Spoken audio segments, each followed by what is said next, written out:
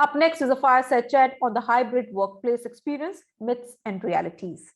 In this exclusive conversation, we will be hosting leaders from the iconic brands that are redefining the hybrid work models in the post-COVID world of work. I would like to invite Alok Nanda, CTO GE South Asia and CEO GE India Technology Center, GE Global Research. Dr. Jay Ganesh, Senior Vice President, Head of Research and Innovation Emphasis, and Divya Srivastava, CHRO GE Healthcare as a session moderator. For our audience in this session, we have the best question reward. So please keep sharing your questions for our speakers and get a chance to win Amazon vouchers. Welcome Alok, Dr. Jay and Divya. The stage is all yours.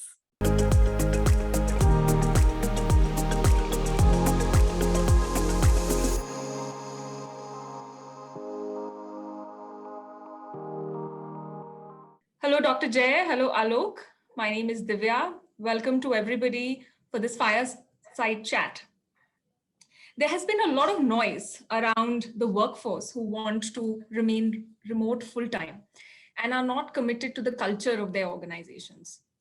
Alok, Dr. Jay, how are leaders demystifying this belief? Alok, would you like to? Let me take that, Divya, and it's a very, very important question that we need to sort of demystify. See, pre-COVID, a lot of us thought work from home was actually work for home, and we will lose productivity and all that.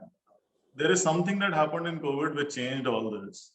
And in my view, what was the biggest change was that everybody worked from home, including the people leaders, the managers, everyone. So once you do that yourself, once you do it for a sustained period of time, once you see the productivity actually going up, once you see people sort of responding in a manner that you would see them respond even pre-COVID, I think it gets the empathy for the leaders to start embracing this a lot more. And hence this question of work from home reducing any sort of commitment or any productivity, I think has died down. Now now post-COVID, now some employees are expecting to permanently work from home. And I don't think it demonstrates lack of empathy for anyone. I think, or lack of commitment from anyone. I think what it demonstrates in their thought process is what is it that they've started to value more from life, from work. And hence that's what they are expressing. And if we understand that, and if we help them sort of navigate that situation in a manner that's relevant for them and relevant for the organization, that's the best thing that we can do. Relating it to commitment and culture, I think is a little bit of an insecurity from the point of view of some leaders. I don't think that's the overwhelming reason why some people are hoping to permanently work from home. Great. Thanks for sharing, Alok. Very insightful. Dr. Jay, would love to hear your thoughts about it. Thanks, Alok. And I agree with a lot of the things which Alok mentioned. One of the important things we all need to keep in mind when we are discussing this new work culture or the future of work, the way we look at it is that COVID has forever changed a lot of traditional notions. We're never going to go back to those pre-COVID times 18 months back where things were very different. And COVID is completely turned that entire thinking process on its head. We are on an irreversible course of mixed hybrid work environments. We should be mentally prepared, and the leaders should be ready to embrace the fact that a significant part of the employee base will work in a remote fashion wherever it is possible. There could be scenarios like the manufacturing industry and other places where you need a physical presence. Those are different scenarios. But if you look at the services sector where you don't need a high-touch environment with the end customer, where you need to actually interact with the end customer on a physical basis, like for example, a retail outlet or a bank or retail bank, etc. A lot of the services jobs which can be done remotely, software engineering being one of them, data science being another, and a lot of the other guided, back-end services, etc., are changed forever.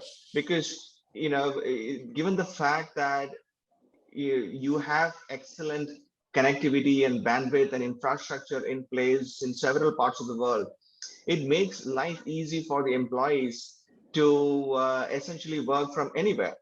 And if you look at a country like India, where we are looking at this phenomena of the government, requesting various industries to go and open up offices in remote places, and many of the companies were reluctant to do. They were sitting in larger cities, and all the real estate associated with this essentially is a push in that direction also, because people are, a lot of my team members, none of them are in Bangalore. They're all working from wherever they are.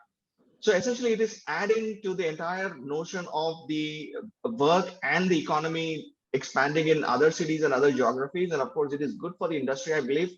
And like Alok said, those mental notions of the leadership are changing. Some of them are reluctant to change, but eventually, we will have to embrace this hybrid work culture. Points, Dr. Jay, and what I hear both Alok and you say is that prior to COVID, the thought of work was a physical place, right? A building, a workstation, an office, a meeting room. But COVID really has spurred organizations in breaking down long-held beliefs, even social stigma to that matter, and potential myths about where and how work gets done most effectively. And the pandemic has shown us that working from home is not a deterrent, and we can get work done remotely, irrespective of where the employee location is. Remote workers, I hear you say, are no longer seen as less committed to an org culture. But to Alok's point, there are certain thought processes that they value more now. Having gone through the COVID pandemic as a community, I think there are a lot of learnings for each one of us. And I think the trick here is for really organizations to have a platform to listen into that voice of the employees and help them navigate this new reality. Like you said, Dr. Jay, we are not going back to old ways of working. 100% work from office is no longer the future. And in fact, I was reading one of the Microsoft work trend report, and it said the biggest disruption in the world of work is now hybrid work, and how we as organizations help employees navigate this change mentally, physically, maintaining employee safety, which continues to be our paramount importance and our first priority. I think that's going to be key. So thank you so much for your insights on this, and we'll move to the next question, which is quite interesting and something I would like to ask Alok. Another myth that remote workers is that remote workers won't be promoted at the same rate as their co-located peers. So what is the reality index of it? Like, how do you process this, Alok? Yeah, so first thing first, okay, now whether we call something a myth or a reality it's actually a hypothesis, okay? Nobody really knows, because it's an unprecedented thing. Nobody has experienced it.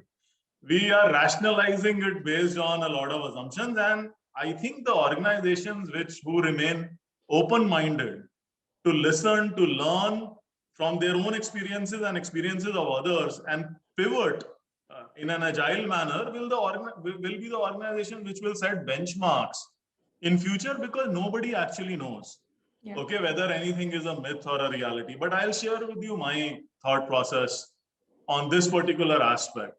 Now think about it in this way. All of us have been in meetings where, like especially in an MNC, you are the only one on phone. Everybody else is sitting in a conference room in US, right? Many of us have been in that situation. It's a very difficult situation. I mean, people complete their meeting and forget that there is somebody on phone and walk off. I mean, I've been in that situations also. That thing never happened when all of us were working from home, when all the US guys were also working from home, right? Why? Because everybody it's equity. Everybody was equal. Now think about in a hybrid manner. Many of your team members are in office, many of your team members are in home. Till we are deliberate about it, establishing that equity will be a very difficult proposition, much more difficult than if everybody is working from home. So equity is one thing. Now, the other thing is, now human beings react to situations in a manner which is like based on all their senses. Okay. And now, if you have certain people who are around you always and certain people who are never around you, there is a psychology trend that is logical that maybe they might get forgotten if you are not deliberate about it, if organizations don't instill checks and balances. So in an absence of a deliberate attempt for equity, what you're saying might happen, and we have to do everything in our leadership to prevent that from happening. So I think one of the reasons is equity. The second thing that I feel very strongly about is this notion of that some of our work is social.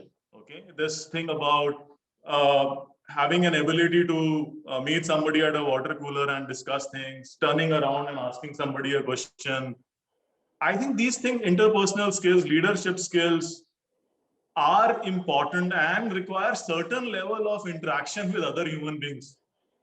Okay, in a manner that may be possible if you have a very good video interaction like we are doing it right now. I mean, it wouldn't have mattered if we were in the same room or we are different, but it might not have happened in every situation, right? Where we are discussing something where a body language might play a role. So I think if you think of two things, one, equity, and second, having invested in the technology enough so that you could create those many interpersonal casual interactions, which today are only formally possible, I think then this will become a myth, and we'll embrace a different reality. But if we don't do that, this hypothesis might turn out to be true. I mean, so I would want to emphasize that nobody actually has the data or experience. People have conjunctures. Yeah. And for me, that I call hypothesis. And we have to, with our own experiences and experiences of others, learn to validate this hypothesis before we park ourselves into a situation which is like a watertight and we then suffer. Yeah, no, I hear you, and very interesting way to look at it, Alok, in terms of not really judging whether it's a myth or a reality yet, because none of us in the industry have a playbook to how to deal with this, and waiting to test assumptions and validate the hypothesis one way or the other. But something you said really struck a chord with me, and you talked about equity.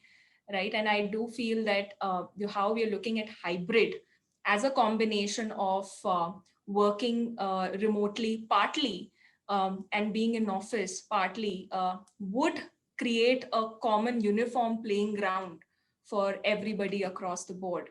The other thing that you spoke about, water cooler conversations, and I'll quote a recent internal employee survey in FGDs we were doing across GE South Asia. And we asked employees, what is it that they miss most about working in a hybrid context or working remotely through the pandemic, and what levers would help them stay most engaged and connected to the organization? And the biggest lever that came across through those interviews and surveys was social connect. And sometimes we undermine the value of informal interactions and social connect. So I think equity that you pointed out, a great leveler for all in this environment. And the second is, how do we spur technology to help us stay connected informally and formally? The other thing that comes to me as we're talking about this is being in HR. We've always, as GE, prided ourselves in terms of the way our performance assessment and management system is. And so just to share with everybody a context, even prior to COVID, GE as a policy had flexible work arrangements. And at that time as well, there could be people thinking that, oh, if I work remotely or if I'm a flexi worker, then, my career options and my performance or my trajectory will be different. But again, to the credit of our leaders, we've tried to show through our pre-COVID flexible work arrangements that that's not true, and we have validated that hypothesis. To be an equal opportunity employer, to have that inclusion in the way that we work, to give careers to everybody, irrespective of where they work from. I'm hoping we can validate it in this case as well, as we learn more as an organization and try to be more agile in terms of accepting what's going on, listening to our employees, and then pivoting if required. So thanks, Alok, for that great insight. So it gives us a good segue into the next question, which I'll point to Dr. Jay. Organizations that have experienced both fully on-site and fully remote work will be able to easily adapt to hybrid work because it's a mix of both. And again, that's an assumption, that's a hypothesis we are trying to make here. How do you think, how can organizations prepare for these experiences? So can you give us some guidelines or tips as leaders in the organization to help prepare for the coming, the reality of hybrid workplace? Sure. So before that, I'll just give you one point regarding the previous question. Is that, if you look at most of the larger organizations we represent, we always have distributed teams, global teams spread across various countries, various geographies. Some of these team members are in corporate headquarters, some of them are in distant locations, etc. So there used to be similar concerns earlier that people who are closer to the leadership get promoted faster, right? So we should probably look at studies similar to that, saying that someone who's sitting closer to some of those power centers are getting promoted. Similar discussions we need to validate that with the data regarding remote and a mixed work culture to see such biases exist. I mean, like Alok said, and such biases can creep in because out of sight, out of mind as we speak. So therefore, more and more of video calls and connects, and those things are extremely important to have that connect ongoing. And coming back to this, this question in terms of 100% remote versus 100%, the opposite scenario, I believe, like I said at the beginning, that we are in for a hybrid work environment. And the most important thing in a hybrid work environment, in addition to the water cooler conversations, which are extremely critical to keep the camaraderie going, to know people at a personal level, is extremely, extremely important. We have seen, we are helping people who joined us during the COVID time period, and new joiners, both lateral as well as freshers. Freshers are not so concerned, but a lot of the laterals who joined during the COVID time, they have not seen the offices, they've not seen a lot of co-workers. So they are essentially trying to figure out, understand the organization. Some parts of the world, the offices are open. They're going to offices and meeting people once in a while, but a lot of the offices are still not closed. So we are trying to figure out how can we actually immerse them with the rest of the organization. And a lot of the social conversations, social connects help in them getting immersed in the organization culture, right? And getting to know your peers is very important, and getting to know your the overall organizational work culture in terms of having regular connects with either remote or once in a while, once in a week, once in a month type of common working environments. More and more of rich online channels for interaction, be it just the pure social discussion, just getting together for coffee. HR and the business partners from HR making a very, very proactive role in pushing a lot of the team members to come together for a meeting which has got no agenda on its own. Just come there, come with your guitar, come with your dog, come with your family members, have a cup of coffee with us.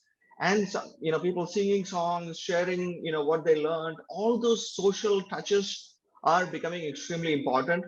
This and HR needs to play a very, very critical role in ensuring that a lot of the push comes to show you need to actually push the employees towards a direction. Many of the times employees are shy, not ready to take the step to bring the entire 20-30 people together. So this is where you need an external push, you need encouragement, you need support, budgets from the HR, for example. Everybody orders pizza, all those things are extremely critical, and that is what is missing, and that is the big hit on because of the remote work environment. Everything else is fine, well and good, but till the time normalcy resumes in some form of a hybrid environment, we need to have more and more such social even social interactions to ensure that people don't get left behind.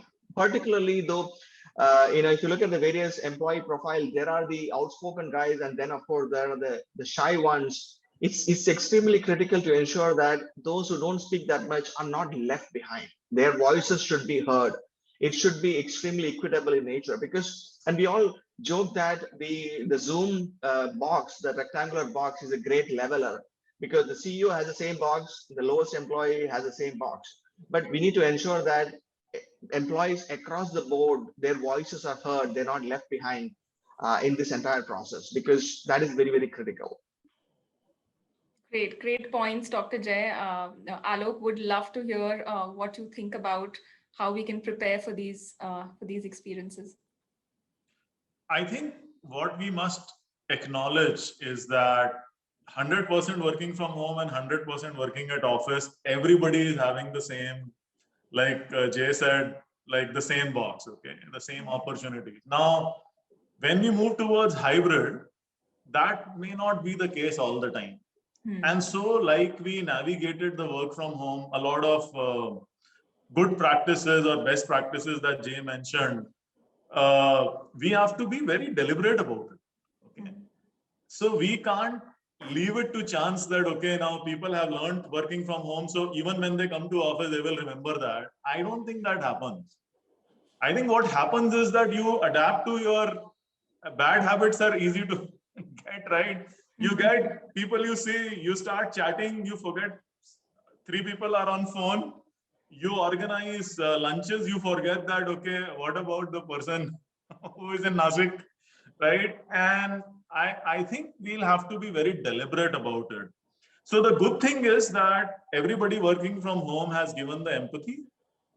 The not so easy thing is translating that when not everybody is working from home and we get into hybrid, and being aware of that and being prepared for that and being deliberate about it. I think that's very, very critical. It won't be trivial. It's not a direct translation in my view. It needs a separate effort. And the other angle which we didn't touch is the technology infrastructure that you'll need to invest in. Yeah. Now imagine a conference room where there are mics who can't catch up on these side dialogues, right? What makes a discussion richer is the entire conversation, not the presentation that the speaker is giving. It's the entire thing. And if the audience who is not in the room misses that experience, then what will be achieved?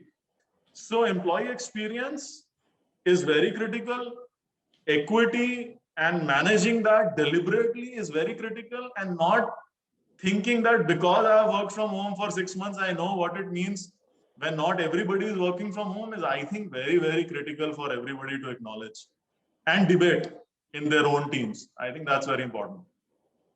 Great. The takeaways I hear from you and Dr. Jay clearly are around proactive ways of engaging, having more social touch, being deliberate and intentional about creating those channels and platforms. And I think being more inclusive than we currently are, and continuing again to listen to the pulse of the organization and to our employees. And I think all of these are extremely important and critical levers for as we are looking to prepare the organization for the new reality of hybrid work. So thanks a lot for sharing that.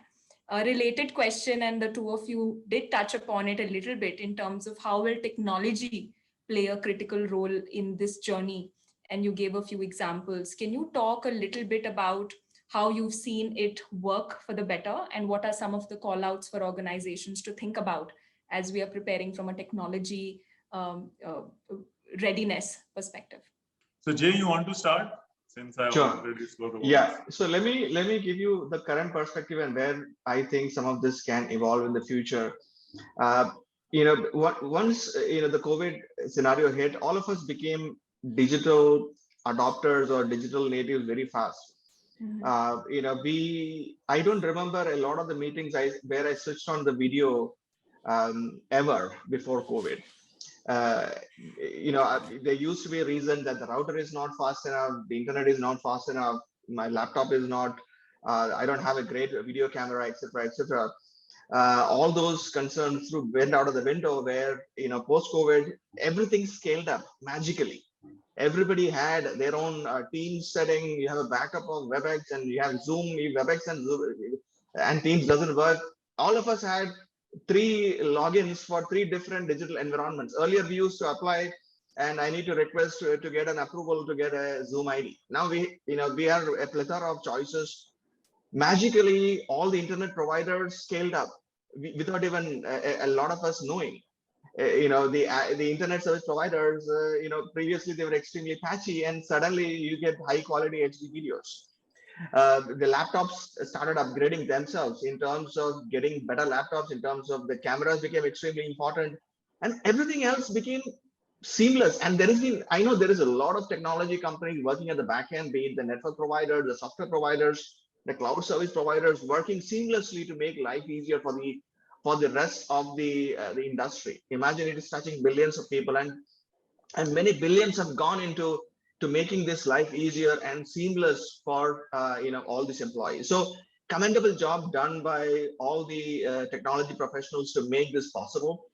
Now we don't even think twice before switching on the video in most calls, because we know that it is not patchy. It works pretty much most of the time, as long as you're in a reasonably stable environment. So in addition to all these videos and collaboration, there are extremely rich chat mechanisms to record videos. I don't remember ever recording a Teams chat or a Zoom chat ever in my life before COVID. Now, pretty much a lot of the meetings are recorded, is available for you to go and look at it. A lot of the device providers are making it inclusive. A lot of the communication mechanisms have providing, closed captioning mechanisms when we speak.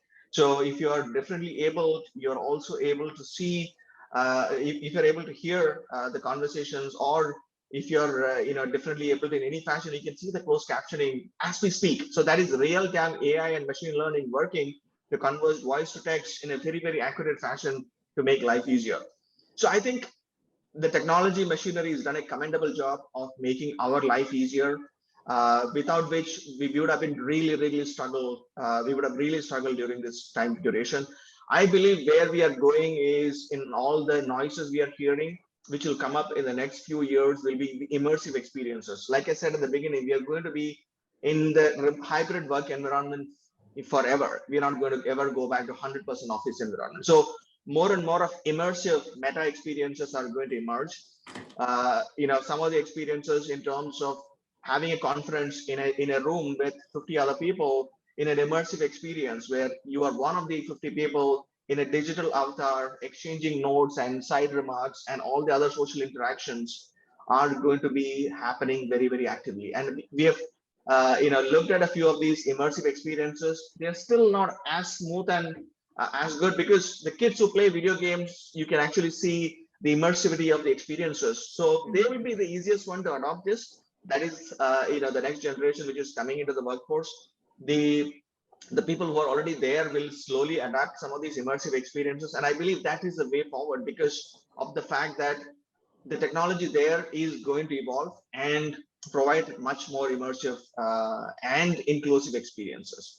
So that is where I believe the technology and the industry is going to go from a collaboration and inclusive work experience perspective. Great. No, absolutely amazing insights there, Dr. Jay. And I can't help but correlate and connect the dots to what Alok said earlier, right? When we're talking about employee experience, and how do we look at managing employee experience in a hybrid environment? And the key enabler for that would be technology, smooth, seamless technology. And how you talk about immersive experiences is going to be key in terms of things like virtual onboarding or virtual learning. Right. And even for that matter, over the last 1.5 years, how we've hired virtually without even meeting people face to face, totally unheard of in our pre-COVID world. Right. So I think technology would be the enabler for us for that. Any closing thoughts on the technology aspect, Alok, you'd like to add? Yeah, let just 2 small examples of what small things can change. Okay. Yeah. Technology is there and technology will evolve, but we need to deploy it.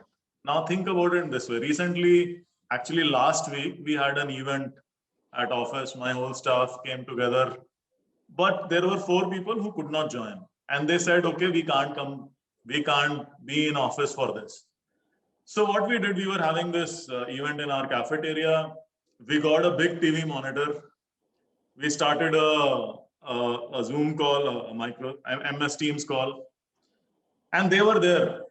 And otherwise, we would never have used a mic. But we also said, okay, we would have mics. If we talk, let's use mics so that they can also participate. Now, these small things actually made them feel included. And they were as much contributing to the discussion, to the session, to the celebration as anybody else, right? We would never have done this if we ourselves didn't have the empathy that, okay, if I can't come, we would have said, okay, I mean, we will update them later or something like that. But here we could, with very small thought, we could include them. And of course, technology helped. Second example is how our conference rooms are set up. Now imagine a normal conference room, right? It's like a U or an oval or something. Oval seating, Everybody's facing each other. And then there are people who are on the screen and nobody is looking at them. And unfortunately, in some situations, somebody is like with their back towards the screen. Okay, can we change that setup where everybody looks at the screen? It's a simple change.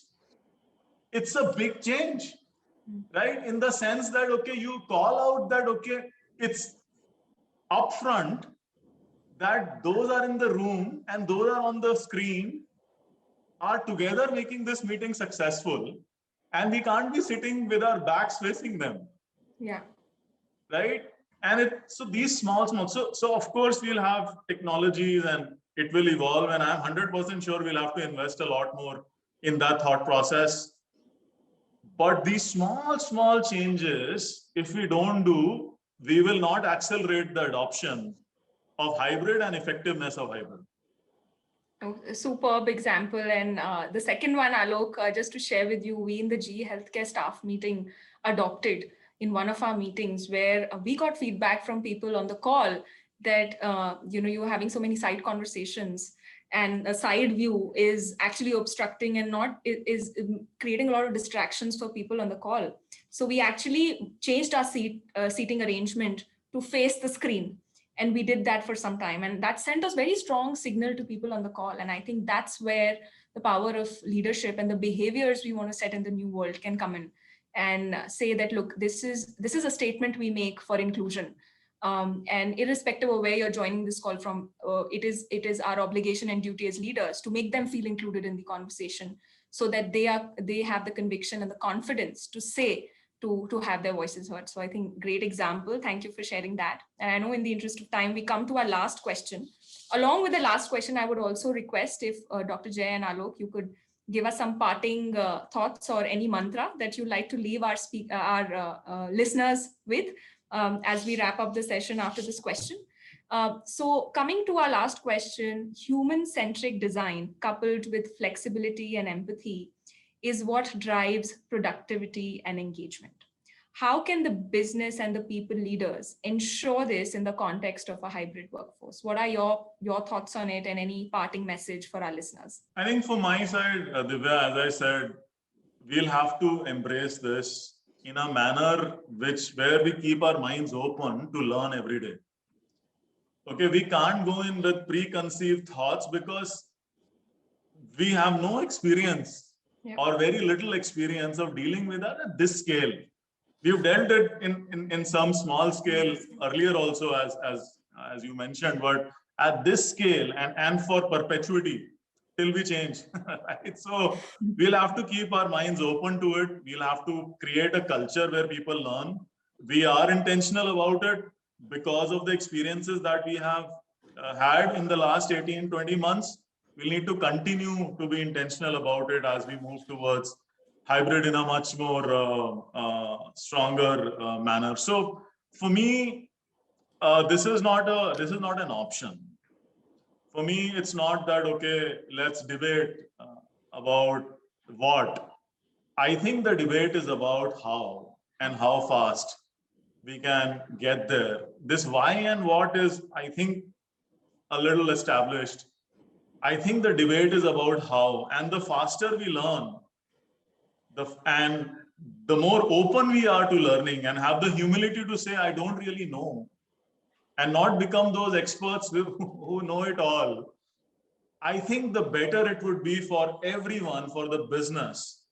And as you rightly said, I mean, experience, human-centric approach, listening is key to engagement, is key to employee happiness quotient. And that's what drives productivity in the end. And so if we don't do that, I think we will do a great disservice to our own selves, our organization, and to our employees. So I would say in parting, let's be open, let's learn. Let's not debate too much of whether we should go there or what should we do? I know everybody knows this is the direction we need to go. Let's work together with the employees and co-create solutions which actually take our organization forward. Super. Thank you. Thank you, Alok, for those great insights for our listeners. Dr. Jay, would love to hear yours. Couple of thoughts quickly. All the traditional notions of productivity and engagement are getting challenged, right? So all the historical theories, etc., of course, a lot of them will be valid in a different context, are getting challenged from their bottom up. The very basic assumptions of human interactions are getting challenged.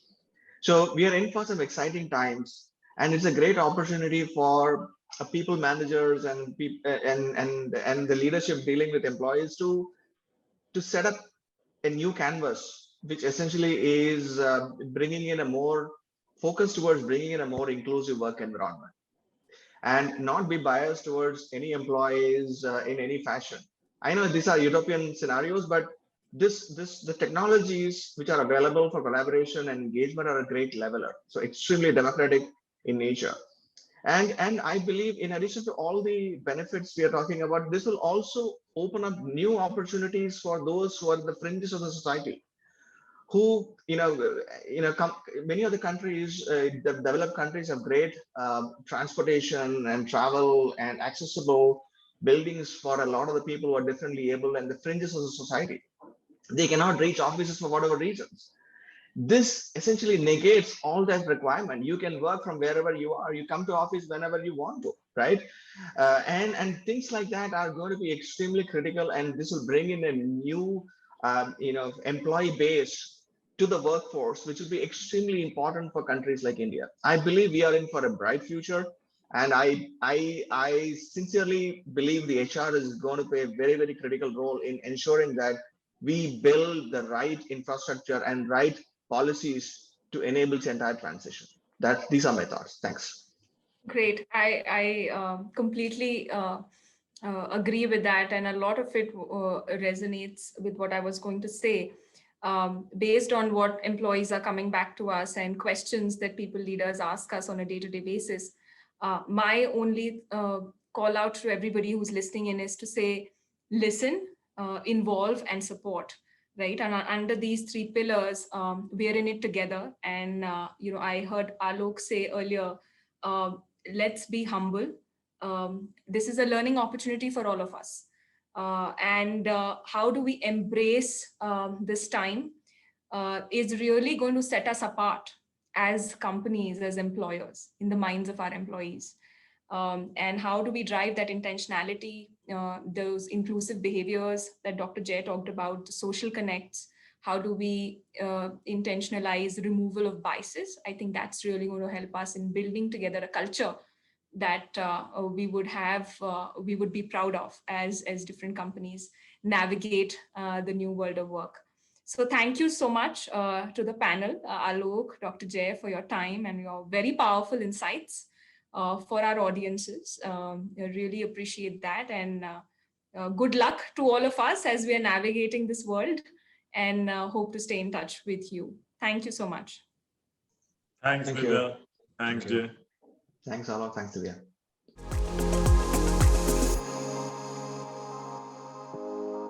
Thank you, everyone, for sharing very valid points. Certainly a lot to take from the discussion.